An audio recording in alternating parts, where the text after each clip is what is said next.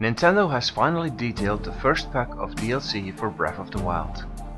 This summer we can expect the Trial of the Sword, which is a series of combat rooms. There will be a hard mode, there's the Hero's Path mode, which will show your travels on the map. You can place a teleport point wherever you want, there is a mask that helps you find Koroks, and then there is some more new equipment. We're here to talk about it, you're listening to Zelda Pod Smashes.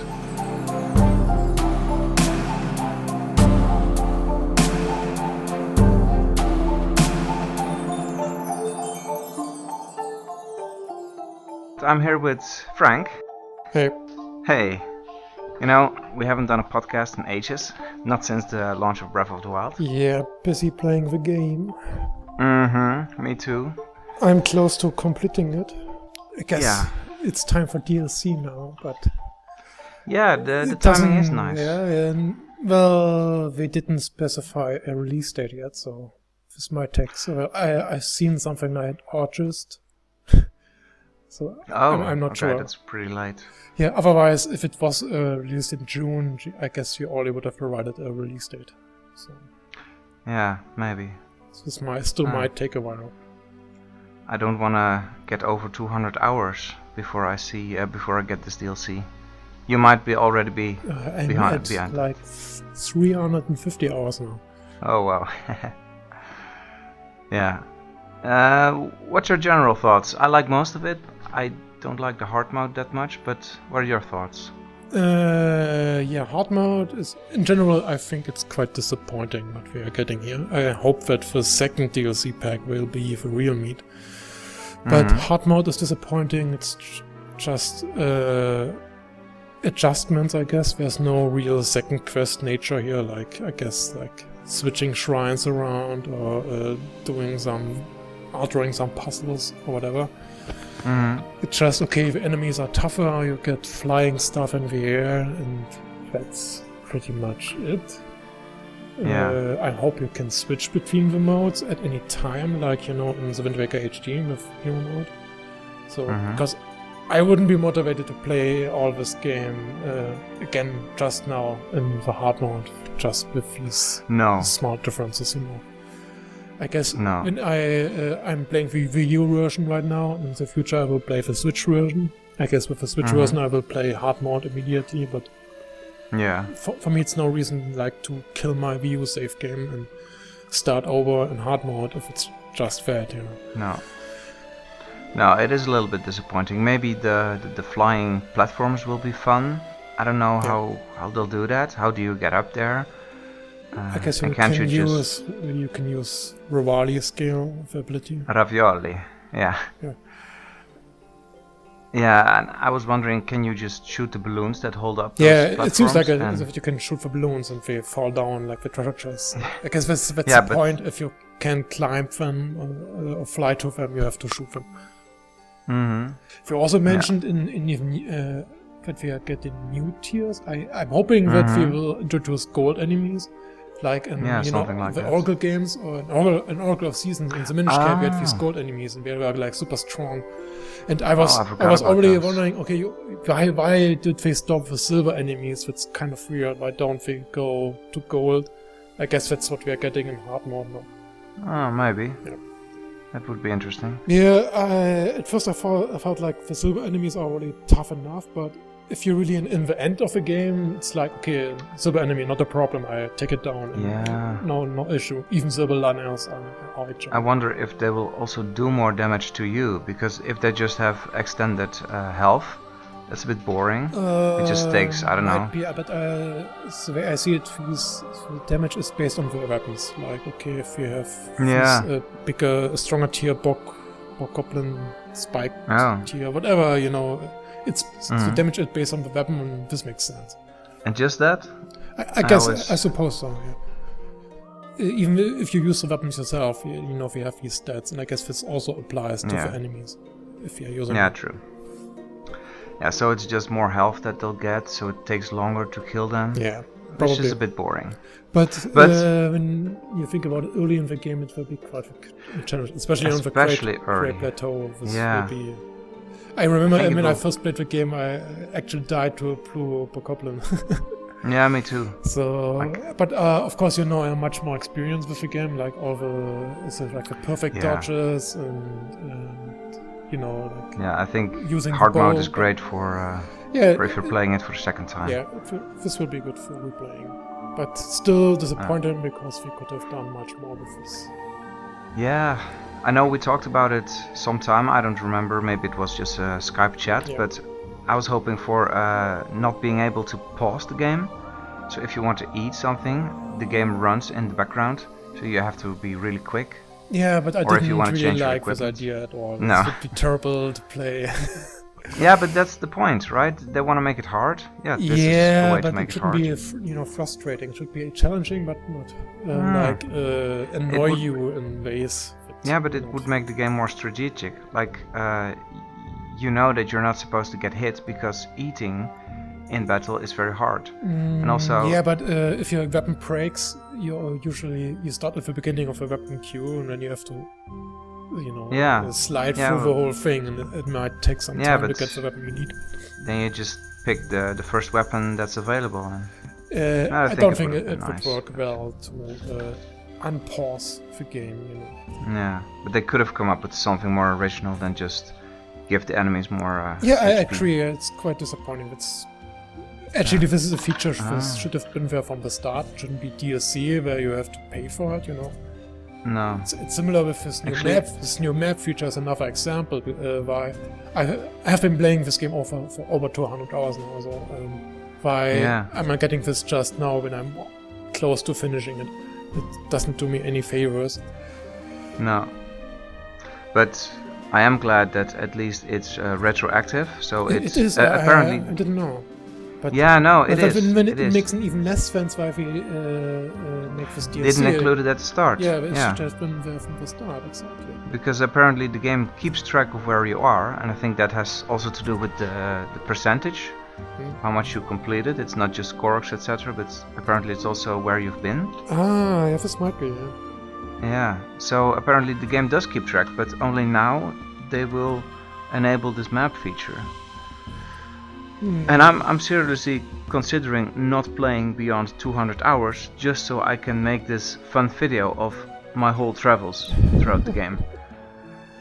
And I guess it depends on if it probably doesn't record if you have the game paused. So if you even if you're getting close to 200 hours, it might still be some gap. Yeah.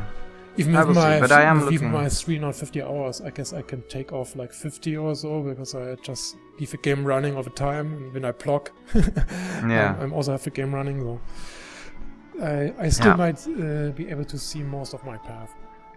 Yeah, I do like this feature. But again, you shouldn't have to pay for it. It's kind of weird. Yeah. Then again, you paid 20 euros for a lot of stuff. Yeah, just one of them. In general, I'm not complaining about it. I think to pay for this additional content, I guess the game is worth it in general, because even for the normal price of the game, you get so much content. I'm willing to pay for Amiibo and DLC just because this game definitely is worth it. And agreed. But still, from our perspective, this is all features where I say this should be standard game features and not something where you have to pay to unlock it, basically. Yeah, something else that we talked about before, or that lots of people talked about, is the lack of a Cave of Ordeals, or what was the other one? Savage Labyrinth, or... Yeah, exactly. Den of Trials from Traverse Heroes. Yeah. There are many of those in the series. Yeah, and now they're finally adding it. It's called Trial of the Sword. I'm still undecided whether I like what we did here, because I like the idea is it's like a silent realm, you know, you put the sword on the ground, the master sword, and you enter this trial. It's like in Skyward Sword. But it takes away all your stuff, so it's like... Yeah, I like that. I know, I was looking forward to a endgame feature where I have a real endgame challenge, you know, because I upgraded all my armor to the highest level, which took forever to grind over materials, you know. You have all these good weapons at the end, you have all the... and Yeah, you're not you might getting still to get... use it, because you have to start over. You might able to have you still have your runes and your champion abilities, I guess. But otherwise, it's like Eventide Island, I guess. Where you're on this island and you... Yeah, exactly. Yeah. But I love that place, so I'm looking forward to but this was different because it was this survival experience, really. It's a smart part of the game. Yeah, but you have to remember that you're probably getting more and more stronger enemies, so you're also picking up stronger weapons every time. Yeah, but... You don't get to keep them, of course, and it's not the weapons that you picked up earlier in the game, but... Yeah, but I don't... Why should I keep playing the game now? Because obviously there's nothing to prepare for, I did all this getting stronger, better. I did it for nothing, basically, because nothing will be there. At least you have upgraded hearts, probably. I'm still running around with 7 hearts. What? I think I will try this mode with 7 hearts. 7 hearts? How? Yeah, I'm not turning in the orbs. Okay. I only picked up the 4 hearts from the dungeons. Yeah. So yeah, I like it. It makes the game difficult sometimes, but it might be too difficult to do this trial. Yeah. We'll see. But it does look pretty. This whole place, it looks 2 screenshots. Nice. I feel like we mix the visuals of the shrines with some outdoor stuff, like the trees, and it looks interesting. Yeah, I like it. Yeah, I wonder if it's always the same location, or if the room also changes. I guess I hope with 45 floors you get some variety, and not like the Cave of Odious and Twilight Princess was terrible because it was just the same room over and over. Yeah. And there it was even worse because the visuals were bad. It was like this dark brown room, and that's it. But I suppose this will be more interesting. So I guess it's the only really essential part of the DLC where you get really new content, newer stuff. So. I wasn't expecting this, to be honest. I don't remember exactly what they said earlier, but I think they said you'll get a hard mode, you'll get... No, if you mentioned Cave of Trials, was it called? Really? In March, yes. Oh, okay. I didn't remember. But, and the reward is... The reward is... Yeah. Yeah, it's a permanent upgrade of the Master Sword. Yeah, it's nice, but... Like whenever it glows, I was hoping and it does double damage. To get... But I really was disappointed about the Master Sword, that it only shoots sword beams when you throw it. But I would love it if you learn your luck in Skyward Sword, or just on every swing of the sword it should shoot sword beams. That wasn't in Skyward Sword. Yeah. That was just if you charged it. Yeah, in the 2D like games. In the like in the 2D games, or with Fierce DT, Yeah, that would be nice. Yeah. Did you know that if the Master Sword is powered up, it also has more durability? Yeah, I noticed this, because I kept slaying Guardians around Hyrule Castle, and it didn't break. But if you, kill some more goblins, and suddenly it breaks quickly. So this might stay, if you can use it a while now, I suppose. Yeah, probably. So it's still a significant upgrade, but I would like the sword beams. Yeah, it would be nice. I have to say that I'm not really looking forward to using the Master Sword more. I mean, the game has so many cool weapons, and the Master Sword is, well, pretty boring. Yeah, agreed. I just use the Master Sword to cut trees and rocks, etc. Yeah, I'm a terrible person. Let's see, the trial, the hard mode, hero's path mode. Oh, a Korok's mask as a new armor. This is another stuff that should have been in the game already. I guess we just could have made it so that you can put Koroks in Hyrule Companion and scan for them. Yeah. This would have been the easiest solution. I guess this it makes you wonder why. This mask is stylish, but it's a feature that should have been there from the beginning and not just now in the DLC. Yeah. Because I'm not using any guides. And I'm like, it's 650 Koroks now. 650, that's a lot, but I feel like I won't be able to find them all without any help. So this mask will certainly help, but again, this should have been in the game already.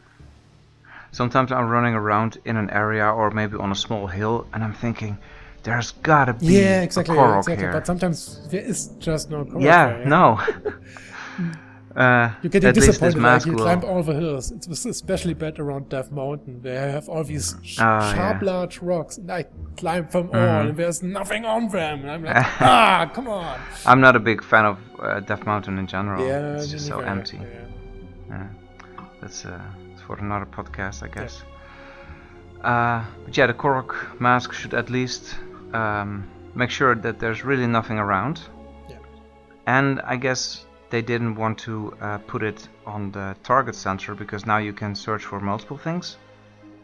Okay, that's a good point. Yeah, you can search for both treasure chests and Koroks at the same time. This will be nice. Yeah. Okay, I agree about that. That's very good argument. Yeah, this is the only. Okay, and it looks fun. It looks cool. Yeah, it looks nice. I like in general that we're using mask more because this whole armor feature. It has you can have different boots, you can have different masks, and we haven't used this much in the normal game. No. But so it's nice that we are getting more of them in the DLC, especially getting Majora's Mask is really cool. Yeah, I wonder if that does anything. Yeah, I have the theory that it might call a blood moon on every night. As long as you're there, you get a blood moon, you know. So it might be nice if you really want to have enemies respawn, like you like fighting Lanares, for example. Then you can just use a mask and get a blood moon. Yeah. Maybe Midna's mask does the opposite, like you're not getting a blood moon at all. I don't know. But I don't have any idea what Tingle's costume could do. Same for Phantom. Maybe find more rupees as Tingle? This could be, maybe. To be honest, I didn't think about what the armors could do, so I didn't prepare any thoughts, but... Lucky you have me. Yeah. Then there's, we also added this new teleport point, portable, I guess. Oh, yeah, that's gonna be great. Yeah. I was wondering why we didn't just add this as a rune. So, it make the most sense, I guess. Is another Sheikah Slate rune. Now you have another key item in the key item. Yeah, but how often are you gonna use this? Yeah, I suppose. I probably will just try to put it on top of Hyrule Castle and leave it there. And then never change it. Because there are so many teleport points everywhere. It's not really needed to have one. I think I will Hyrule Castle top, I guess. I think I will just use it all the time, like swap it out, because sometimes you're exploring an area and suddenly you think, oh, I have to do this, or I'm tired of this place, but I want to go back here. Yeah, but mostly you still have a shrine nearby or a tower or whatever. So yeah, but not always. Yeah. Like the Hebra Mountains, unless I'm missing something, but if you want to get to the highest top, you still have to climb for half a minute. Okay, that's true. You can use it for snowboard points, I guess. Yeah. Yeah. Okay. Yeah. Stuff like that. Sometimes I snowboard all the way down, and then I think, yay, do again. Okay, that's a good idea. Yeah. It's a nice feature, but again, it's something that could have been in the main game. But okay. I have to or at least some, slack. Free updates. What concerns me, you have to pay for these things, which is kind of weird. If we are more like improvements, that all you should have been there, So. Yeah, I don't know. It depends on what kind of income model you're using. Some games have an online subscription, and then you have free updates all the time, like World of Warcraft works like that, and other games have DLC packs and you need to buy them, so yeah, but with DLC packs I feel like I want new content, real content, not just patch patch material. Yeah. Okay. Yeah, I'm also playing StarCraft 2. Well, not anymore, but I played it a lot, and there you have regular patches that just add fun things without having to pay for it. It's more on the lines of this, it's small cool patch features, like you have a teleport point now, that's a patch. You have this Korok mask now, that's because probably a lot of people ask for something like this. So and today we actually released today the feature that you can switch languages as you please. That's really nice. Now I can play Japanese, with subtitles. Oh, this will be nice. Also, I guess I will have to watch all the cutscenes again with Japanese games. I wanted to put those cutscenes on YouTube, Japanese with English subtitles, but then I checked and somebody else already did that. Yeah, so and you might get in trouble for this anyway, so I wouldn't do it. No, I don't. You don't get in trouble, but Nintendo just says, "Hey, that's ours. You cannot use advertising on that." That's all. Okay. Yeah. Weird. Yeah, the new equipment, the Phantom. I would say that maybe this has something to do with enemies. Maybe it will influence enemies, or you can control. Nah, controlling enemies is too good probably to be true. Too much. Yeah. I have no idea, other than upgrading your defense, but you already have more than enough armor in the game that does that. So it wouldn't be special. I guess it might just be for the looks. Who knows? Yeah, possibly. They all might just be for the looks. So I have been speculating about like Majora's Mask, but it just could be that it's for fun, like for all the amiibo gear. You will never know. Yeah, exactly. Like the retro tunics. I was a bit disappointed that Tetra's tunic wasn't in the game. Tetra's tunic? Yeah, of the Wind Waker. It would be nice if you could dress up like Tetra. You can dress up like Sheik. Okay, I guess. Maybe. Yeah. And now as a Phantom, still which more was... DLC coming, so... Yeah, who knows. Did you put any thoughts into the second DLC pack yet, with the new dungeon and story? Ooh, yeah, a little bit. Part of me wants to go beyond defeating Ganon. Beyond? Like finally you free Zelda, and we both agreed that the ending of the game is a bit disappointing. Yeah, lackluster. Not that much Tony. Yeah. Yeah, but what I if doubt the game will go beyond that. It's not designed for the way. Yeah. Maybe not. But if it would, then they could also let you maybe play as Zelda. But yeah, that's probably too good to be true. She sucks. She's only 17, so...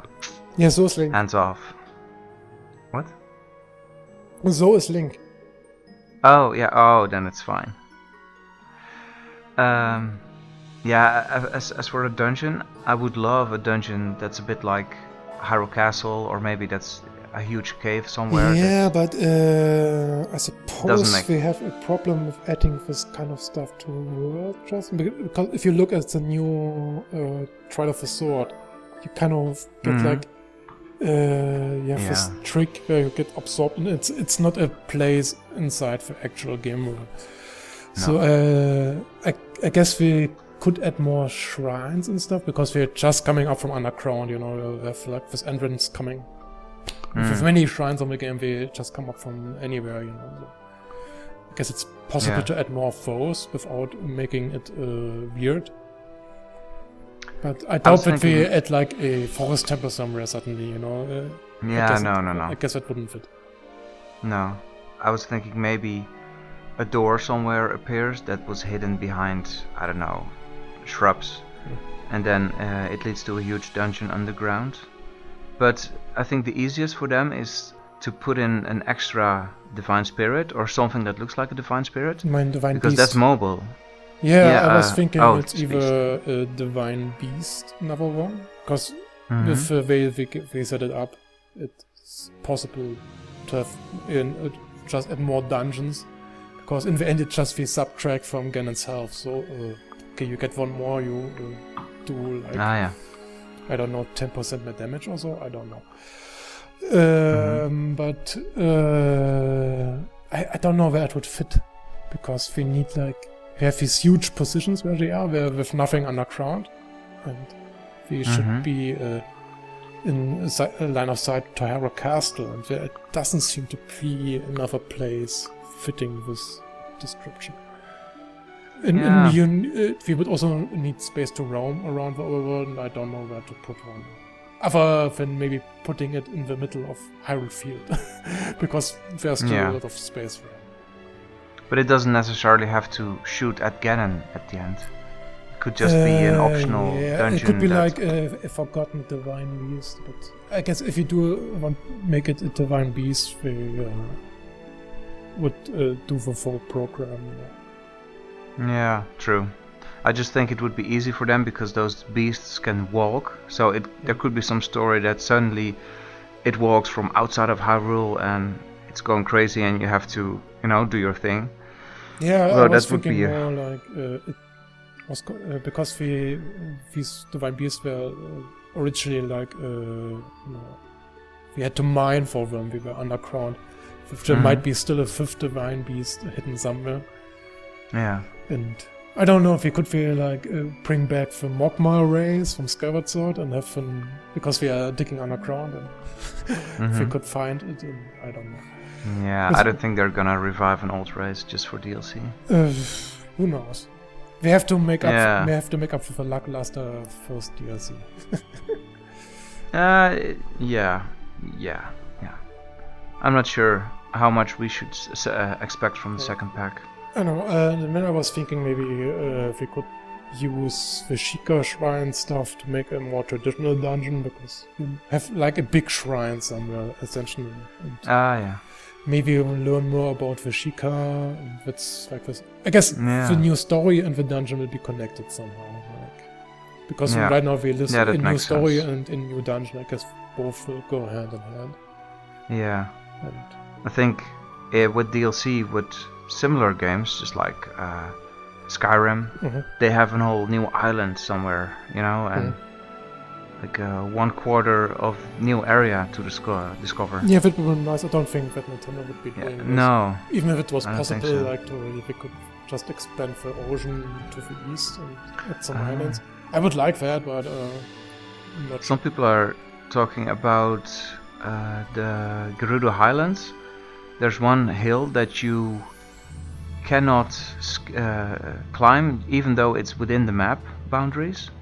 Yeah, but still, it's pretty small. There's some weird borders everywhere. Like there's in Akala, there's this weird peninsula where you can walk halfway, and then you get stuck. Yeah, exactly. And then we did a bad job with the map border in some parts of the game. So I wouldn't read anything into it. No. Yeah. I don't think they will expand. Otherwise, he would have mentioned this like a new area and not just say a new dungeon and a new story. No, exactly. So I just hope that it's not like a new story. Could also be like a quest, like Terry Town. Yeah, I don't know. But that would be a bit lackluster. I would like to learn more about what happened 10,000 years ago. Technology uncovered. And maybe even get some more hints about the timeline and stuff.